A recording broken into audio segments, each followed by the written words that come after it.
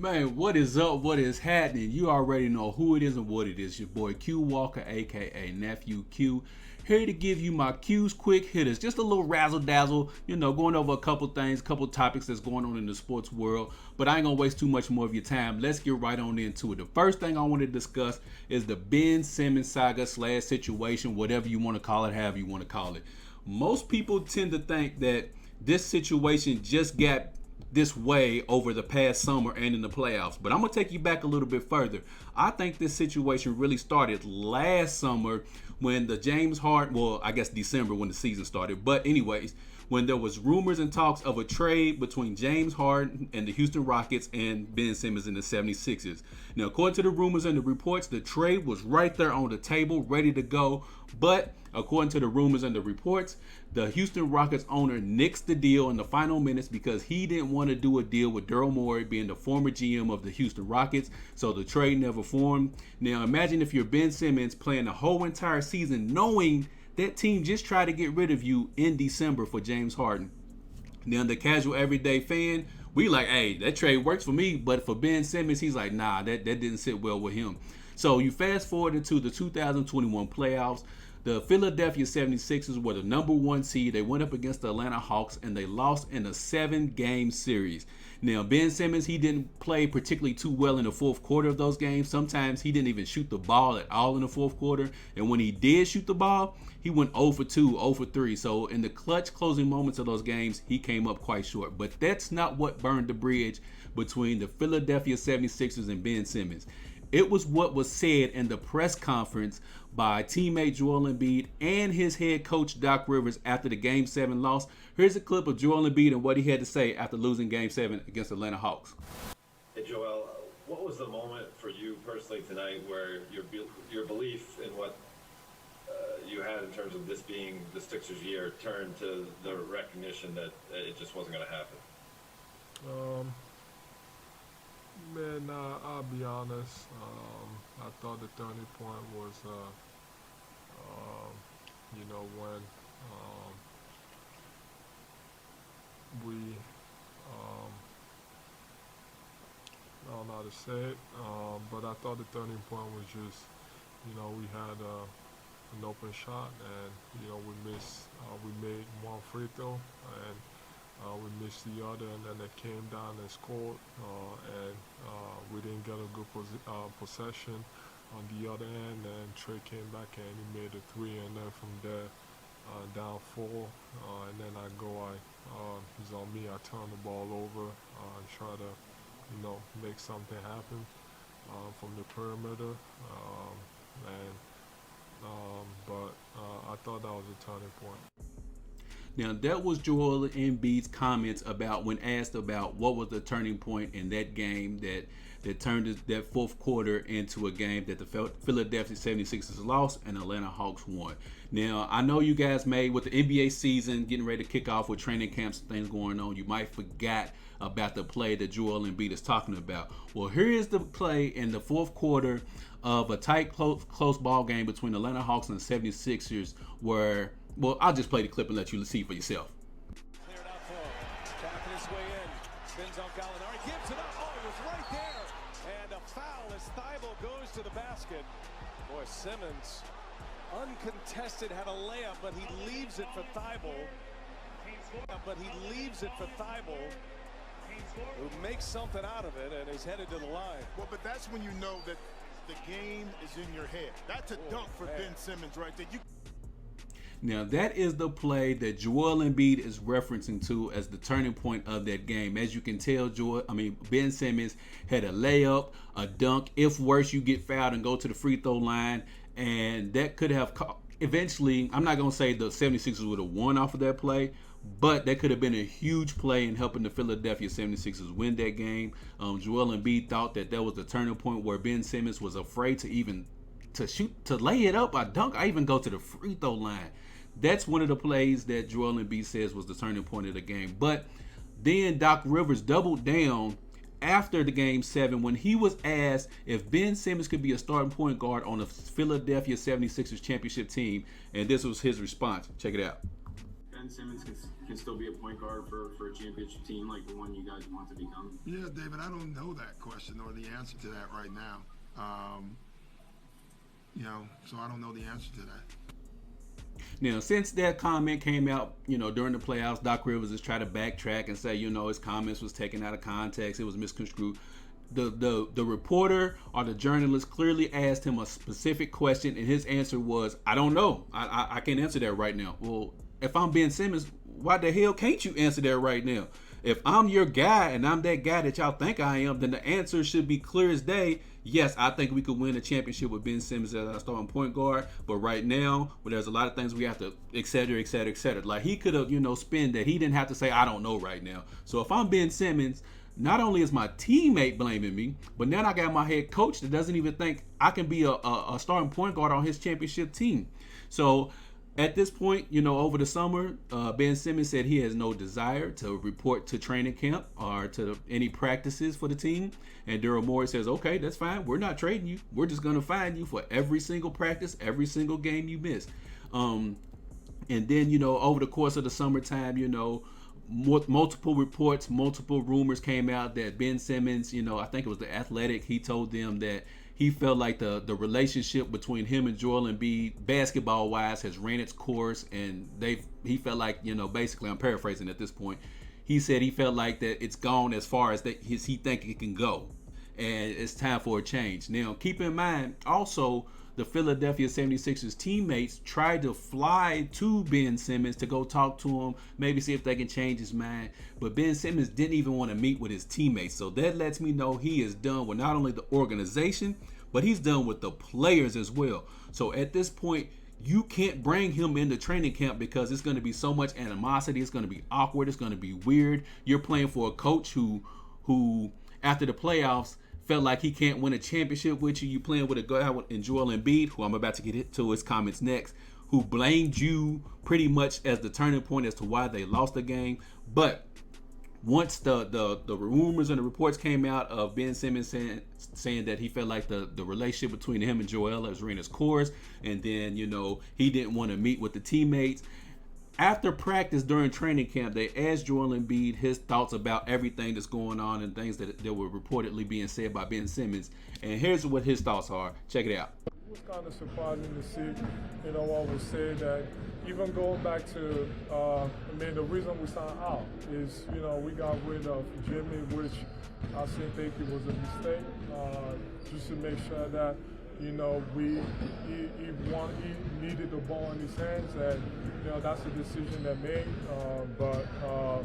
Like I said, it is surprising, but I'm really focused on the guys that are here. The situation is weird, disappointing, borderline kind of disrespectful to all the guys that are out here, fighting for their lives.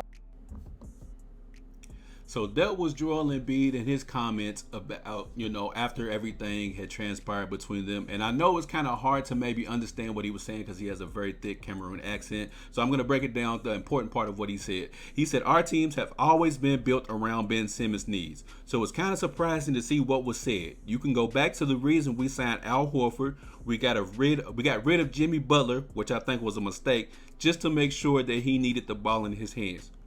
Excuse me. So one thing specifically I want to point out, Joel Embiid said that he felt like it was a mistake to get rid of Jimmy Butler. So that lets me know that Joel Embiid really didn't have no say-so in whether or not, they wanted to keep Jimmy Butler or Ben Simmons at that point in time. And he feels like, Joel Embiid probably feels like they should have kept Jimmy Butler over Ben Simmons because Jimmy Butler gives them a better chance to succeed in clutch moments and closing moments during the game because he know at least Jimmy Butler's going to shoot the damn ball. And then, he said that they made these accommodations to make sure Ben Simmons needed the ball in his hands. So in order for that to happen, they had to take the ball out of Jimmy Butler's hands, which, Jimmy Butler's a baller. He's a gamer. He's going to do what he needs to do to win that ball game or at least put his team in a position to win versus Ben Simmons. The guy won't even take a shot to put his team in a position to possibly win the ball game. So Joel Embiid said, hey man, look, the gloves is off now. And I felt like we should have kept, Jimmy Butler, but they got rid of him, which I think it was a mistake. So if I'm Ben Simmons, I'm like, dang, so you would have rather had Jimmy Butler? Yeah, if I'm Joel Embiid, yeah, I would have much rather have Jimmy Butler over you, bro. Because as you can tell, you won't even take a layup or a dunk or go to the free throw line in the closing moments of a close ball game. So yeah, I would rather have Jimmy Butler and the ball in his hands because I know he's going to do great things with it. But anyways, I'm really interested to see if Ben Simmons, what's going to happen with that situation. If Ben Simmons doesn't report to training camp and misses all the practices, his fines will accumulate to $1.3 million. If he decides he wants to sit out the whole season entirely, that's going to accumulate to $31.5 million. So at this point, me personally, I feel like they have to trade Ben Simmons because from top to bottom, the whole relationship is just toxic. And if you insert him into this team right now with the Joel Embiid comments, not meeting up with his teammates and the whole Doc Rivers thing, at this point, man, you've got to trade him for what? I don't know, because every GM in the NBA knows you've got to get rid of him. So now you're just going to get pennies on the dollar for him. And so you're really not going to bring back a superstar like the rumor Dame Lillard for Ben Simmons trade was going to happen. If I'm Portland, I'm not going to give you, Dame Lillard for Ben Simmons, and I know y'all got to get rid of the guy. So I don't know at this point, I don't know what you can get for Ben Simmons, but I just know he cannot stay there any longer. But anyways, let's switch topics to something else before I get you guys on up out of here. One thing that's near and dear to my heart that I want to discuss is how this generation of sports fans, casual sports fans, hardcore sports fans, we have grown accustomed to taking great players for granted, and once I dive into this, you'll understand what I'm saying. Now, what I mean by that is no player is above criticism, right? Every player deserves to get criticized if he has a bad moment, a bad game, doesn't come up clutch in the moments, has a bad stretch. No player is above criticism. But I feel like with this generation, we have become too eager to criticize versus appreciate what we're watching right now in terms of these great players. You take a guy like Kevin Durant. He's one of the most scrutinized players right now, but we will never probably ever see a guy that is 7 foot, can pull up, got mid-range, can get to the cup, got handles, 3-ball, bang on you. Like Kevin Durant is a 7 foot player that can do pretty much everything and moves like a 6'2" guard out there. And, I feel like often too much we are waiting for these guys to fail rather than appreciating the greatness that we're watching from these guys. And don't get me wrong, I'm not trying to act like I'm holier than thou because I've done it to myself. You know what I'm saying? Where I'm just overly harsh on these players. But we, including myself, have to do a better job of appreciating what we're watching instead of being too quick to root for these guys to fail just so we can say, look, see, he ain't this. Look, he ain't that. And this generation has done a great job of doing that part versus appreciating the player that we do watch. Another guy that we don't appreciate is Steph Curry. We take Steph Curry for granted what he does on the basketball court. You know what I'm saying? He's revolutionized the game for better or for worse, however you want to decide that. That's not for me to, decide for you guys. But he has revolutionized the game to where, you got all of these guys pulling up for 3-ball from, NBA, college, high school, middle school, youth leagues, pulling up like it's nothing because of Steph Curry. Now, like I said, I'm not here to debate whether you think it's good or bad for the sport. My thing is that we will never, ever probably see a shooter like Steph Curry again. And we just take him for granted like, that's Steph Curry. If Steph Curry goes out here in the season and he shoots 10 for 15 from the 3-point line, we'll just say it's a good game. Like, oh man, Steph had a Steph Curry game. Instead of appreciating what we're really watching from this guy and the way that he can shoot the ball. Because I'm going to tell you something, folks. These players that I'm naming right now, in the next 5 years, pretty much all of these guys are going to be gone. You see what I'm saying? And the greatness that we're watching, we're going to be like, man, I remember when Steph Curry did this. I remember when KD, he dropped, 45 in the game 6 against the Milwaukee Bucks. I remember when KD came up a toenail short in a game 7 to send the Nets to the NBA finals. Like, when a player does bad or is playing bad, he should get criticized for that performance. But we are too quick to criticize a player's body of work based on one bad game, based on a bad moment, based on a bad stretch. Then all of a sudden the player's trash. No, he just had a bad moment. He had a bad game. You criticize him based off of that, but you still appreciate the player that he is. Another guy that doesn't get enough appreciation is Chris Paul, CP3. He's going to go down top 10. Some people may have him top 5 point guards of all time, along with Steph Curry. I'm pretty sure he'll be in that top 5 debate as well. But anyways, he took the New Orleans Hornets at that time and made them a perennial playoff contender. Now, they were never a title contender, but they was a perennial playoff contender, right? And then, he goes out to Clipperland. They Lob City with Blake Griffin, DeAndre Jordan. Turns them into an NBA title contender, right? Okay, so that thing has ran its course, you know what I'm saying?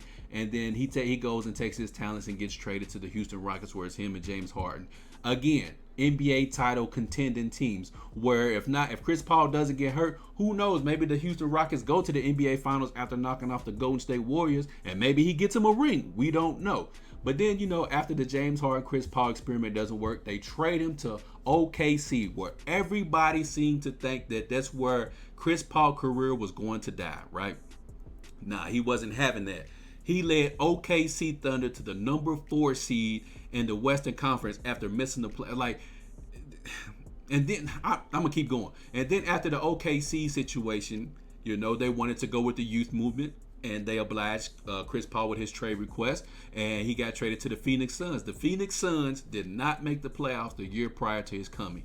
Chris Paul comes, they make the NBA Finals. Now, I know everybody's going to say, well, everybody was hurt. LeBron got hurt. AD was hurt. Kawhi was hurt. Donovan Mitchell eventually got hurt. Blah, blah, blah, yakety smackety. I ain't here to debate that. They won. Phoenix Suns won the games that were in front of them. That's all they can do. They have no control over who plays, who doesn't, who gets injured, who's not. Regardless of how they got to the NBA Finals, Chris Paul helped them get there. And without Chris Paul, I don't even know if they even make the playoffs, let alone the NBA Finals. So Chris Paul took a team that wasn't even in the playoffs and got them to the NBA Finals. And we treat Chris Paul, well, not we, the sports world treats what Chris Paul done as if okay, yeah, that's cool. That's all right. He is a point guard that has turned around every single franchise that he has went to. They have improved in wins drastically to every franchise that he's went to and made them either a playoff contender or NBA title contender. And we just take that dude for granted, right? Another guy who gets taken for granted, Russell Westbrook. Now, I know a lot of people, I know you guys watching right now are like, oh my goodness. Listen, everybody has had something to say about his triple doubles, right? You've heard people say, oh, well, it'd be easy to get triple double if the big men are just moving out the way so he can get the rebounds. Look, let me stop you right there. If it's that easy to get 10 rebounds, everybody who's watching this right now, when you playing rec league, pickup basketball, how many rebounds you getting? You see what I'm saying? He's doing this for 82 games, year in and year out, from October until April for the last 3 to 4 seasons, getting triple doubles. Now, back to the comment I made about people saying, oh, well, the big man just move out the way. Okay, so you mean to tell me every possession the opposing team shoots the ball, Steven Adams is getting out the way and saying, okay, Russell Westbrook, you get it. That's your rebound. Let me get it. No, okay, I get it. They might do it once or twice, but y'all making it seem like they doing this every single possession where the opposing team shoots the ball. They trying to move out the way so Russell Westbrook can get the rebound. They may let him get 1 or 2 like that, if they know he's close or whatever. But we have to stop, making up stuff to diminish what these guys are doing. Let's applaud what they're doing. And then, you got guys like Skip Bayless who come out and say rhetorics like, oh, well, it's easy for Westbrook to get a triple-double. He just drives down the lane. The other defender collapses on him. He just dumps it down to the big man, and the big man gets a layup or a dunk. Well, duh, that's simple basketball. That's the correct play. That's what you're supposed to do. The big man's man comes to me as I'm driving. My man is on my hip because I'm driving, obviously. And then the guy who's supposed to be rotating to the big man, comes late. I'm supposed to dish it off to the big man. The big man gets a layup or dunk. The job of the point guard is to what? Get everybody easy shots. Russell Westbrook does that, and he gets criticized for it. You see what I'm saying? The logic behind that makes no sense. So it's now we've gotten to a point where we expect Russell Westbrook to get a triple-double, and it's oh, well, he just got another triple-double. It's easy. Well, I tell you what, everybody who's watching this again, when the next time you go and play in league ball, let me see you average a triple-double. Let me see you even get 10 and 10 let me see you get a double-double in a rec league game. Like, you can't even do it, but yet you're going to criticize a guy who's doing it at the highest level for 3 to 4 seasons. You see what I'm saying? Like, we don't appreciate what we're watching. And then the crazy thing about it is that 5 years from now, when somebody goes back and looks at stats and stuff, they're going to be like, dang, Russell Westbrook averaged a triple-double for 3 seasons? And people are going to be like, yeah, man.